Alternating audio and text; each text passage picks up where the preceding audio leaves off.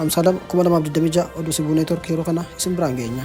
Naannoo Tigraayitti tasgabbiin akka bu'uuf gamtaan Awurooppaa waamicha dhiyeesse. Gamtaan Awurooppaa haala yeroo naannoo Tigraay keessatti mul'ataa jiru irratti yaaddoo guddaa qabaachuu ibse. Gamtichi gareen hundi hatattamaan muddamaa jiru akka tasgabbeessan gochawwan waliigaltee Piriitooriyaa bara 2022 mallatteeffame laaffisuu danda'an irraa akka of qusatan dhaamsa dabarseera. Dubbii himaan dhimma alaa gamtichaa kaleessa caamsaa 2026 ibsa baasaniin gareen hundi of qusannaa akka taasisan kan gaafatan yoo ta'u waliigaltee waraana dhaabuu Piriitooriyaa deeggaruun barbaachisaa ta'uu ifoomsaniiru. Dabalataan gamtaan Awurooppaa sochiilee waliigaltee nageenyaa sana balaarra buusan kamiyyuu irratti akeekkachiisuudhaan lammaffaa gara waraanaatti akka hin deebi'amne ittisuun akka barbaachisu hubachiisaniiru. Kana malees gamtaan Awurooppaa garaagarummaa gareewwan gidduu jiru marii siyaasaatiin furmaata argachuu akka qabu ibsee naannoo waraana waggaa 2 keessa ture irraa amma bayyaannataa jiru keessatti ammas waraanni kan uumamu yoo ta'e bu'aan isaa hamilee fi jireenya uummataa irratti balaa hammaataa akka fidu irra deebi'ee yaadachiiseera.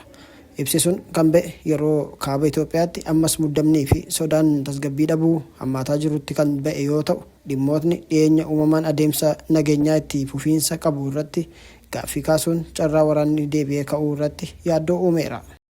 Xumura irratti lammiileen Itoophiyaa dabalatee lammiileen biyyoota Afrikaa garaagaraa irratti haleellaa raawwatame balaaleffatan.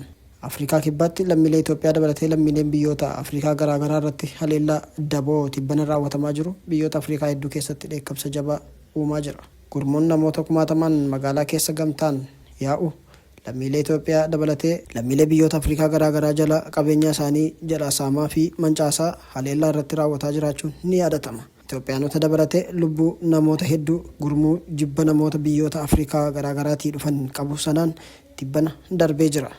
Gurmuun sun har'umallee bulchiinsa Kwaazuu Luwaantaalitti gurmuun socho'uuf yaamicha taasisaa jiraachuun dhaga'ameera.